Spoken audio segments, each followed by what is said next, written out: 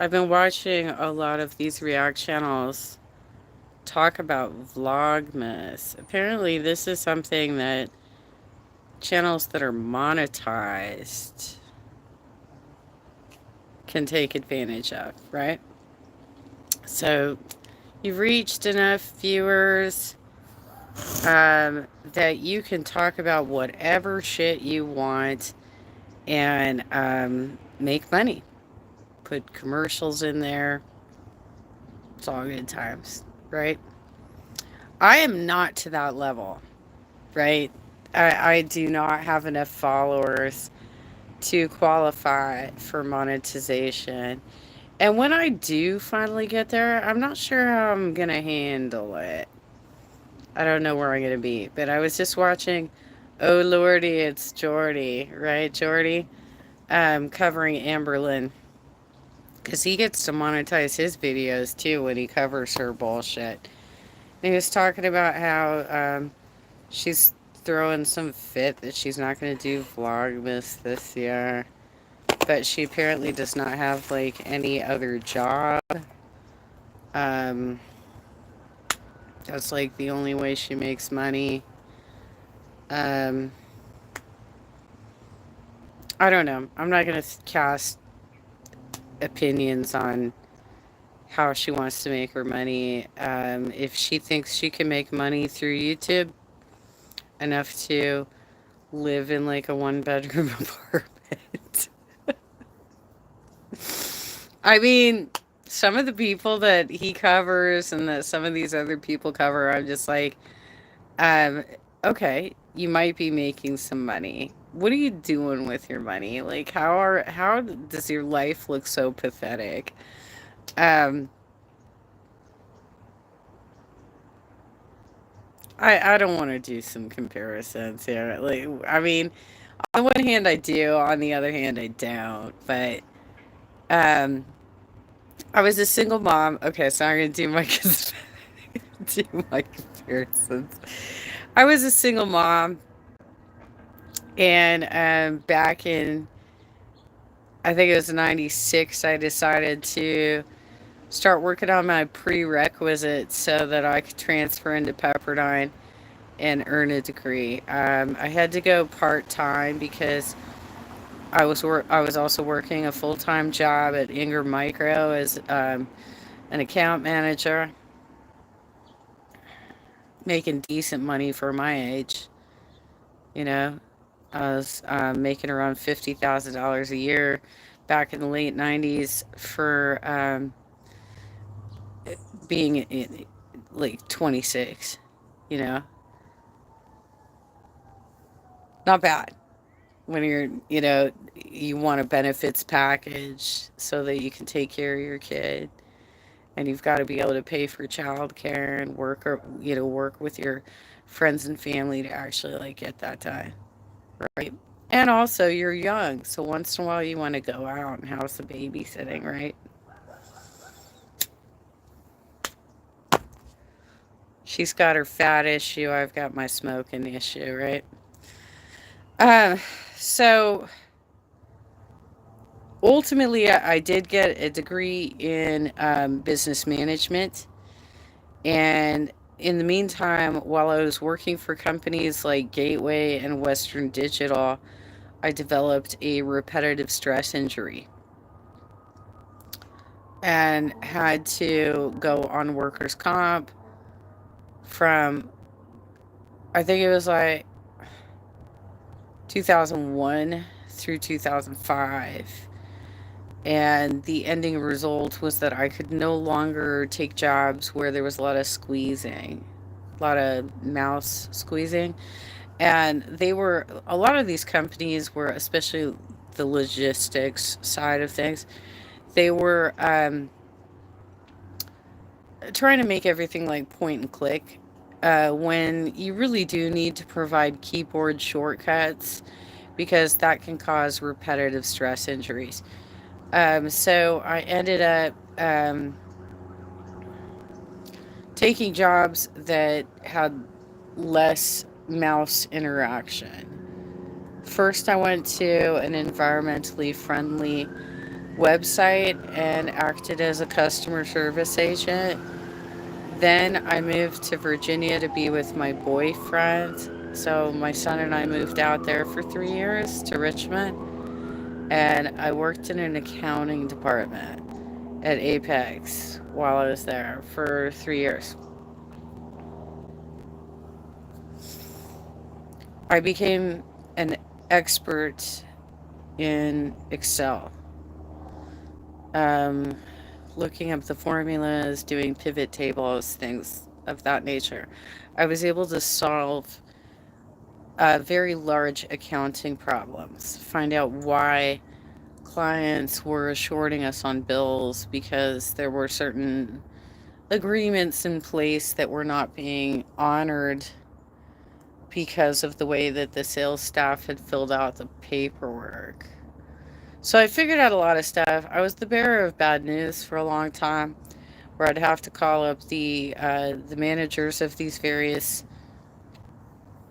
branches across the country and explain to them that their sales associates had not filled out the paperwork correctly, and so they were going to have to take hits to their P&Ls.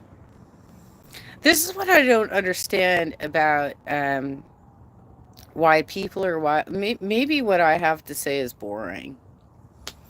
I don't know. But I don't understand why people are just watching people like Amber Lynn, like Eugenia Cooney, like Foodie Beauty, all these people that Jordy's covering, because they have nothing of intelligence to say whatsoever, and they clearly have no work experience. Um, they have no education. They don't know what they're talking about. So I left the accounting department in 2009, at which point I was offered a job to become a content manager for their proposal department. I was the content specialist, not a manager. Content specialist for a year before I got promoted to proposal writer. And then I was doing proposal writing um, from 2009 through 2020, when I ultimately got laid off due to the pandemic. But during that 10-year period, I also sat on the board of the APMP California chapter for 2 terms, 2 2-year terms as their social media chair. So I have a pretty solid resume. And when I see people like Amber Lynn going, "Oh, boo hoo, I was dating 2 different women and they all fucked me up and shit." You know what? I went through a breakup on Monday. Went through a breakup on Monday, and I'm just like, yeah, I'm probably not going to go back to that. First of all, I'm the one who initiated it this time, but we've kind of gone back and forth a couple of different times. And when you realize that it's getting toxic, you just get the fuck out, right? You start getting the fuck out. And if somebody is telling me dehumanizing comments like you're lower than me, oh, really, bro?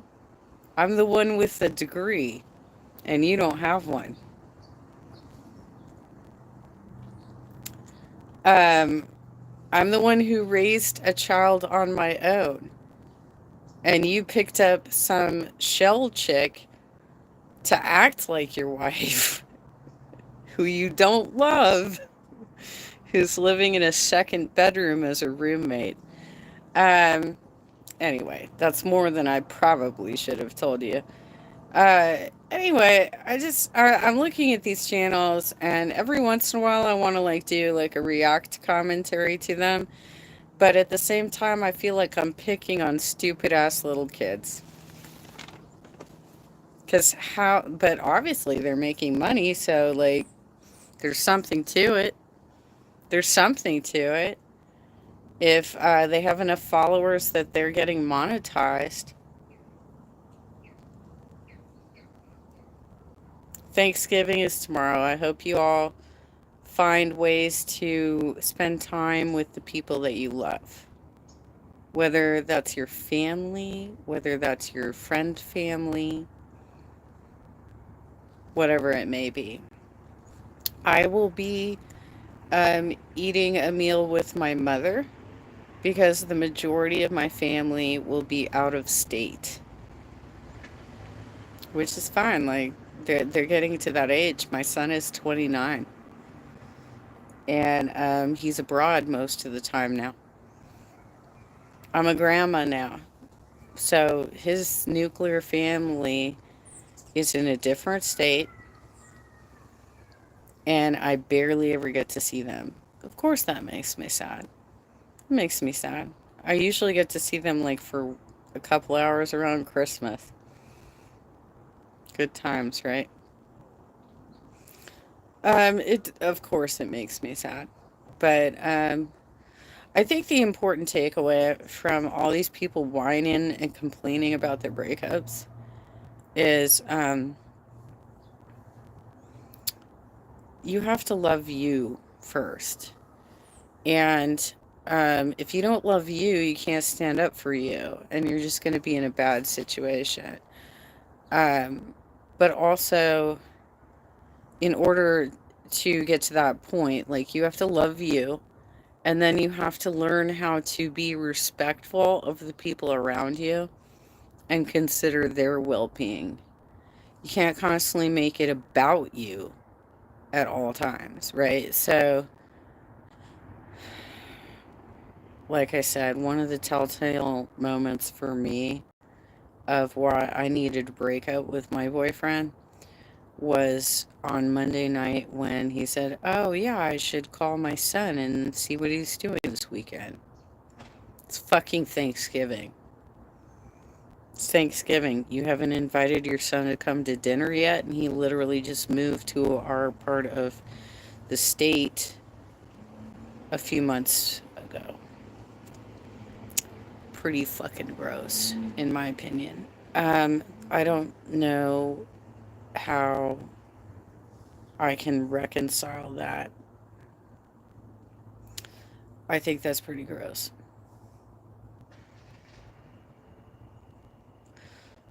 So, try and, first love you, and second, be respectful to the people around you. But don't let them, like, intrude with whatever toxicity they're bringing along with them. You don't need that shit. Just try and be as motherly and comforting as you can, or fatherly if you want to use that word. Just try and help out where you can, but don't let them try and tear you down just because they have issues, right? And for Amberlyn, you do you. Like, if you need to do your Vlogmas shit, you think this drama crap is gonna somehow get you clicks and views? Well, obviously Jordy's watching you. Obviously, Cabrina Kaboom is watching you. I have yet to see a single direct actual video from any of them because I am not searching them out, and I think that what they do is pretty gross. I think that they're trying to attract a crowd of people who are into fat fetishes.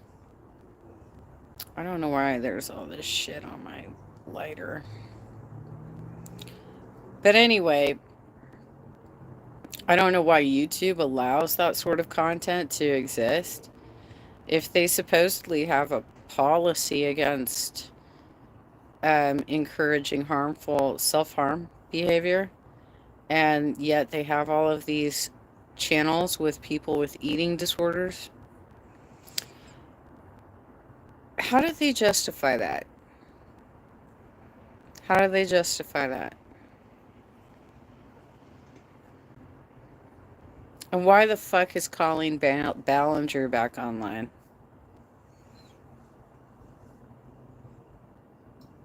How many child predators is YouTube gonna allow to just fucking exist online?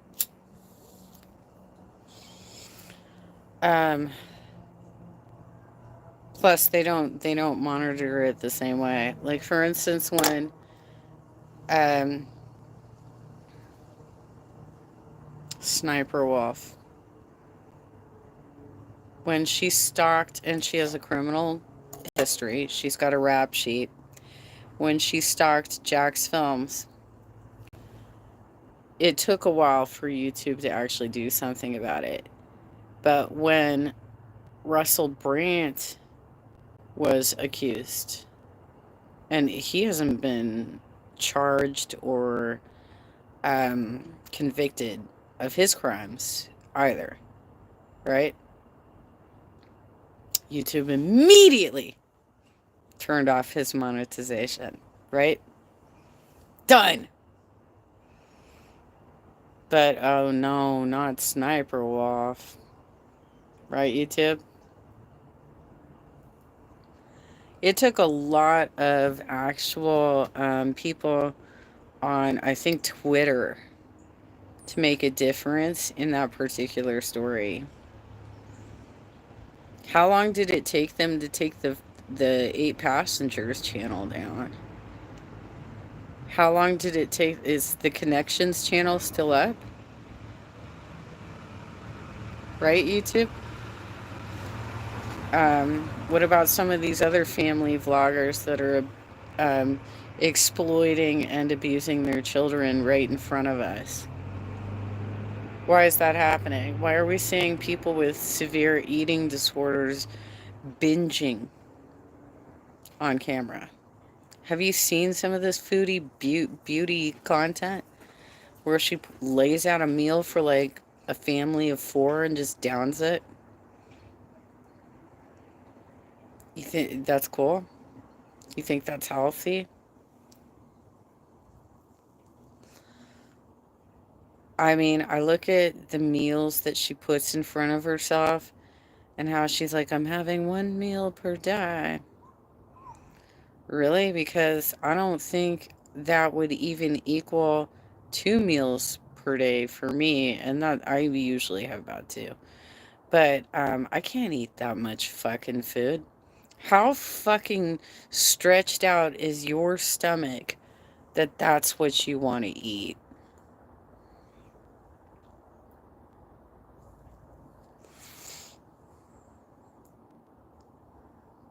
Um, I'm in the tail end of my medical leave, and then we got to figure out what to do with me, right? Because they've changed the laws around workers' comp, that now you're only on workers' comp for 2 years. If they can't figure out what to do with you in 2 years, they have to settle. I was offered a settlement today, and I said no, because they basically offered me the same amount that I received for my arm 20 years ago. It's a smaller extremity, and it wasn't nearly as damaged as what is going on with my leg. Like, I can barely walk. There's no way I can go back into an office and try and deal with people watching me all day, sit for hours on end. Like, I tried to do a Zoom call and sit for 2 hours, and by the end of it, I was shaking, because that's a part of it. That's like a pain response to what's going on. One of the other things is throwing up, right? You're in so much pain, you're throwing up. So I've been going through that for like a year and a half, and my doctor at Kaiser believes that that is why my potassium level dropped, because I was losing nutrients through throwing up.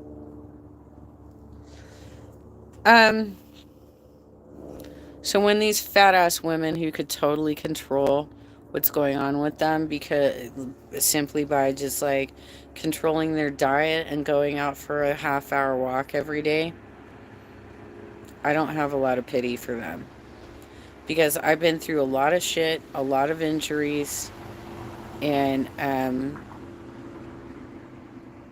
I do everything the doctors ask me to do. These women don't even want to go to the doctor, do they? You know, Eugenia Cooney has been observed with tremors as well, which to me says she doesn't have the right nutrients in her bloodstream either. If she's shaking that so severely, just like doing a live stream, I'm not a doctor. This is not a clinical observation. This is just from my own personal experience of what I've gone through, which, as you can see, I am not anorexic. But I have had my own shit go down. Eugenia is probably lacking in potassium and electrolytes. And because she probably is not getting regular treatment, blood draws to see where she's landing, and actual treatment for the fact that she is starving herself to death, her heart's gonna fail. Because, quite frankly, one of the things they told me is that a result of having such a prolonged period of time with low potassium was that there's something around my heart now that is elongated, and that it can cause like arrhythmia. Now, that's probably not nearly as serious as what's going on in Eugenia Cooney's body. But her mother must be completely dense to allow this to go on. She obviously cares more about the monetization than about keeping Eugenia in her life, which is incredibly sad. Seeing how people, like the dynamics of how people are around each other is hard. It's hard. It's hard to see people being abusive to each other, right?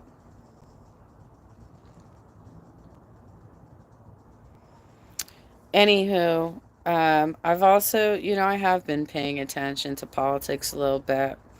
Not as much as I used to, but the California Democratic Party convention was last weekend. And apparently, the dumbass Progressive Caucus decided to stage something that looks like the Jan 6 insurrection. They knocked over security guards, they tried to bust down doors, and they ultimately shut down the entire convention. Um, while Katie Porter and Adam Schiff were on stage, is what I was told. Every fucking convention, you guys make fools of yourselves. Really sad. Really fucking sad. And these people should actually be like organizing clubs, getting door knockers out, focusing their efforts on specific progressive candidates, to make sure that they have all the resources they need to get elected. But oh no, it's all just performative bullshit every goddamn time. Plus, it makes it look like a win when the deal to have a ceasefire was already underway. This was they were there with signs for a ceasefire, and that negotiation between Israel and Palestine was already happening. It was already underway. And they're the kind of people who are like, look what we did with our disruption. Right? It's pretty gross. It's pretty gross shit.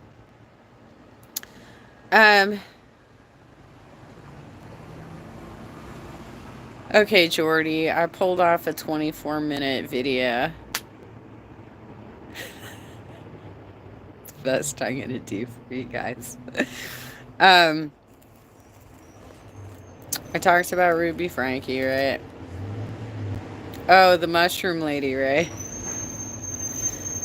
The mushroom lady. I have a new video up about that I did a react over Paul's video. Live from my sofa, Paul. I love that dude with his little doggy Roscoe. And I love Peter Mon with Bo Radley.